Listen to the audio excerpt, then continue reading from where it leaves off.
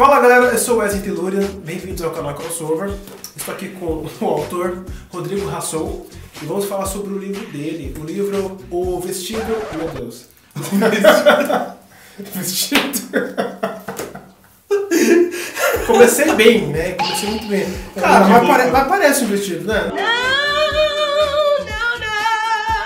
Não, vestido vermelho, casaco vermelho, Chapeuzinho vermelho, chapeuzinho vermelho, é tudo vermelho. Peraí, seu nome é Chapeuzinho? Não. Meu nome é Chapéu Vermelho. Chapeuzinho é um apelido carinhoso que eu tenho desde a infância. Sobretudo vermelho afogado.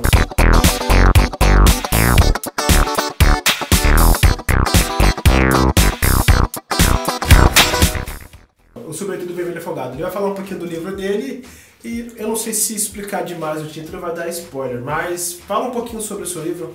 Eu sou o Rodrigo, eu tenho 38 anos, vou dar minha ficha aqui pra...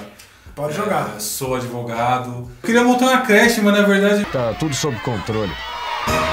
Eu comecei a mexer com livro e virar advogado e aconteceu. Qual que é a premissa do livro? O que é a história? O que é o Sobretudo Vermelho Afogado?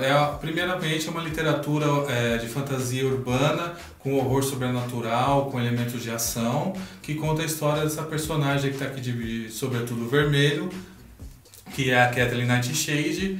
Ela é uma bruxa, ela tem o cargo assim, de a bruxa mais poderosa do Brasil, que é dado pela ordem dela.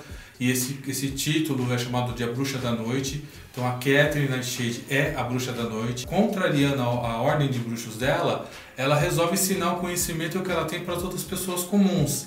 E isso dá um problema na vida dela, sem dar spoiler aqui, e ela traz para a vida dela uma vingança sobrenatural que não vai atingir a figura dela, a pessoa dela, mas todas as pessoas que estão em volta. Então as pessoas começam a morrer. E ela fica no dilema, pô, será que eu consigo salvar essa pessoa ou eu posso dar o conhecimento para ela realmente se salvar, sem precisar de mim? E ela vai entrando com diversos conflitos, né? Porque ela vai buscar as amigas dela vampira e ela já foi caçadora de vampiros como profissão. Então, o meio vampiro não recebe isso bem. Ah, Rassol, por que você colocou o nome americano sendo que a história passa no Brasil? Qual lugar do Brasil? Não é definido, é em São Paulo, no interior, mas não coloquei lugar definido. Os nomes americanos é porque, como eu escrevi essa história muitos anos atrás, 2007 mais ou menos, quando comecei a escrever a história, eu tinha muito a questão da literatura americana, assim, era muito americanizado, assim, minha visão de literatura, né? Então eu deixei os nomes para ter a identidade da própria história, para continuar sendo a minha história ainda, né? Eu fiz de um jeito, recriei aqui várias cenas, mudei alguns contextos da história para torná-la mais vibrante, mais cativante para o leitor. Então eu dei uma troca, vocês não sabem, mas houve uma troca aí. Você negociou o nome dos personagens. Eu negociei, eu dei os nomes brasileiros para vocês e deixa eu ficar com a Kathleen Nightshade americano. A questão da bruxaria do livro, cristianismo, que tem muito assim ressaltado, eu queria dizer sobre isso, que não é um negócio assim, você não vai ler esse livro, Sobretudo Vermelho, e sair, eu quero virar cristão, quero virar Wicca, quero virar da religião, você não vai virar nada. Não é um grimório, né? Não é, você não vai virar nada.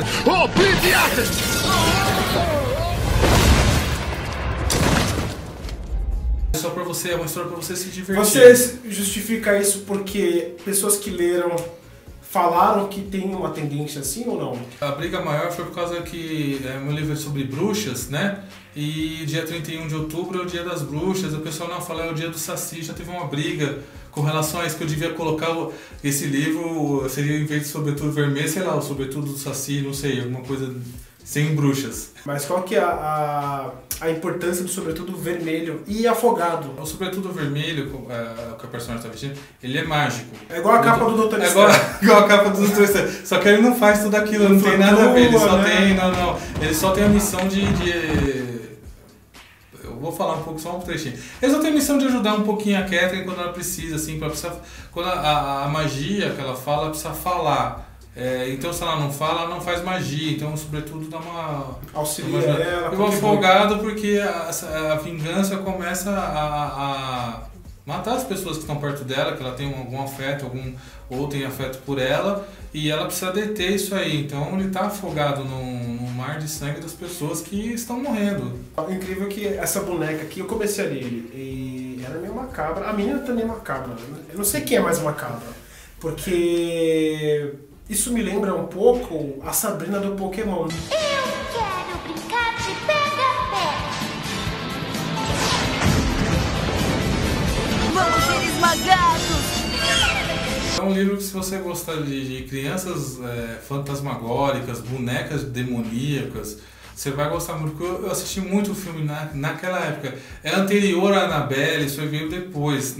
Se você procurar alguns filmes até japoneses e tudo, na época, tinha vários nesse sentido, crianças fantasmagóricas, demoníacas, bonecas e tudo. E eu curti muito aquilo naquela época e resolvi transportar isso pro papel. Assim, eu era muito fã na época, né? O que vai fazer o leitor continuar na sua história? Qual que vai ser o plot que vai falar, mano, eu preciso descobrir, eu tenho que chegar até o final para saber como que vai desenrolar isso aqui? O que vai puxar e fisgar o leitor? Você vai ler um pedaço e falar assim, e agora? O que ela vai fazer? Então ela tem parte que você vai falar, mas ela deveria dividir o conhecimento dela com outra pessoa, ou não deveria, ou tá vendo? Olha só, ela não dividiu, deu... A preocupação dela maior é não compartilhar o poder dela, o conhecimento dela? A preocupação, ela ia dividir, acontece um fato, fala assim, agora eu não vou mais dividir, porque deu merda. Deu merda. Então deu merda, eu não vou dividir mais. A pessoa que aprendeu tá usando pro mal. Isso. Aí começa toda uma história, porque ela é a bruxa mais poderosa, aí depois você vê ela numa situação, não é meio esporte, mas ela vai ser recepcionista de uma empresa comum, entendeu? Ela descamba a vida dela, ela era casada, agora já não é mais. Ela sai do mundo mágico. Sai do mundo mágico para viver uma vida comum ali e ainda tentar sobreviver nessa vingança e não deixar as pessoas morrerem. Vai tentar salvar os amigos, as pessoas que ela conhece e tentar bloquear esse mal que ela mesma causou.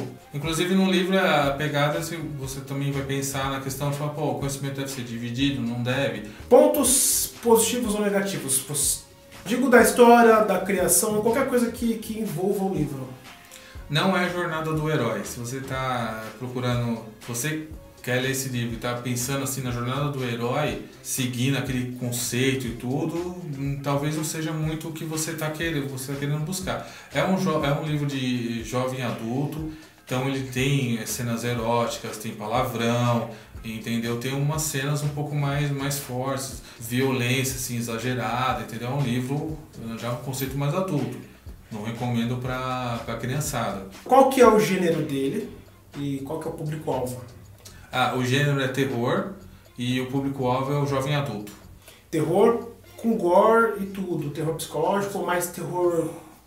terror gore mesmo, terror gore. Mas ele tem mais um elemento de ação, então ele pegar por um lado quase por uma aventura, porque a Catherine ela vai tomando ações, ela não vai só sofrendo, ela vai tomando ação, ela vai reagindo contra tudo que está afligindo ela. O ponto positivo é que eu acredito que sejam uns personagens assim, carismáticos, a maneira como foi criado, pensado no leitor, porque a minha preocupação foi com o leitor, então eu procurei escrever para cativar o leitor. A cada trecho que ele lê, ele vai, sabe, querendo saber mais, querendo se envolver com a trama, para ser um negócio divertido. E quando eu criei essa história, ela é uma história só, eu dividi em duas por questões financeiras, para tornar mais acessível por causa de preço e tudo. Compreensível, né? porque eu mesmo já pesquisei, é difícil, tanto para a editora, porque fica caro, tanto para o autor independente depois. Se você for tentar imprimir pela Amazon americana, porque você consegue trazer, né? Você consegue imprimir de um em um se quiser exemplares. Até o clube de autores também fica caro, mesmo sendo daqui. Tem seus prós e contras. Livro grande, mais papel, mais custos. Então eu entendo. É que aquela coisa tem que pôr na balança. Vale a pena ou não vale a pena? Eu quase fiz isso com o meu, mas acabei não fazendo. Publicar na plataforma digital, você não tem esse problema. Mano, vou colocar o livro grande lá e acabou. Sim, porque digital é mais... Não tem problema. Você vai ter um custo mais a capa, talvez, em converter o PDF de uma forma profissional, né? Porque dá para pagar o serviço para isso.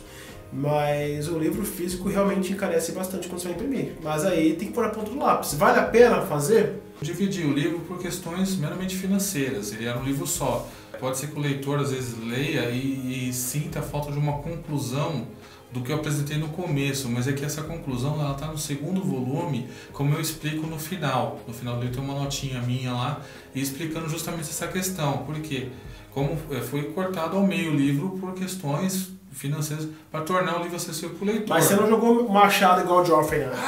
Em cima do livro só por jogar, né? Você eu tive uma estratégia de postar assim, ó, o que eu quero mostrar no primeiro livro que eu acho que seria legal para o leitor ver até esse ponto. Eu ver, até esse ponto é legal, podemos cortar aqui, porque aqui já começa uma segunda etapa, né? Uma segunda fase aqui. Conclui o primeiro arco da história e depois vamos para um segundo arco. Tem previsões da continuação? A continuação já está pronta, ela já tem até a capa e tudo, e vou lançar o ano que vem já. Segundo a parte 2 do livro, concluindo a trama já físico também. A minha ideia é manter para as pessoas que compraram o físico o livro. Ainda não tem, nesse momento até agora não tem digital ainda, mas terá, porque eu estou dando prioridade para o livro físico. E onde encontrar o seu livro? Olha, ele está disponível na Amazon. O que vai esse negócio? Ele está afundando aqui. Amazon tá disponível o livro físico, tá? E também a pessoa que quiser também pode entrar no meu Facebook também. Tem os dados aí na minha rede social, se você digitar o Sobretudo Vermelho você vai achar. Tem também no Wattpad para você dar uma lida no livro, não tem todo, só um pedacinho, né? Só de uma amostra, né? Projetos além do livro 2 não tem mais nada, eu tenho. Na verdade eu tenho um projeto sim, eu quero fazer um livro infanto-juvenil com uma pegada um pouquinho diferente, que esse aí é gore, é violência, sangue pra tudo quanto é lado, né? Quero fazer um livro sair da minha zona de conforto, que é fazer um livro assim, pra ir pra uma área que eu não domino, que é fazer livros no nível tipo Percy Jackson, Harry Potter, que tem uma história infanto-juvenil, que tem uma outra pegada de história.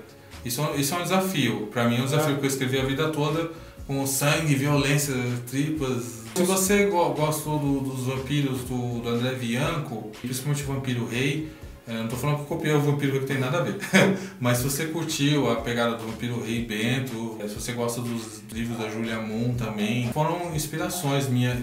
O Eduardo Spohr também, o livro que mais me cativou assim na minha vida, foi o livro da minha vida, do Mark Olden, chamado Daisho. Depois vocês procuram, é um livro bem antigo, não sei se vocês vão conseguir encontrar.